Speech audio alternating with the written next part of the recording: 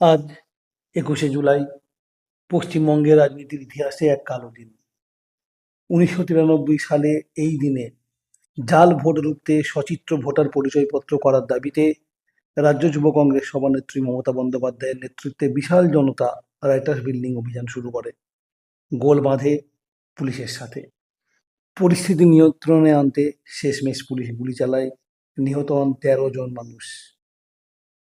ইংরেজিতে সচিত্র ভোটার পরিচয়পত্রকে সংক্ষেপে কি বলে জানেন?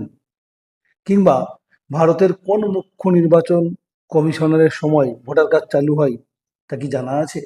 পারলে এখনই কমেন্ট করুন, নাহলে অপেক্ষা করুন, আমি জানাবো। এবার চলে আসি ১৯৮৩ সালে। দিন আজকের মতোই ২১শে জুলাই। রেকর্ড করা হলো সর্বনিম্ন তাপমাত্রা -89.2 ডিগ্রি সেলসিয়াস। হ্যাঁ, এটাই এ যাবৎ রেকর্ড করা পৃথিবীর বুকে সর্বনিম্ন তাপমাত্রা, প্রাকৃতিক তাপমাত্রা। স্থান ভস্তক, আন্টার্কটিকায় রাশিয়ান গবেষণা কেন্দ্র।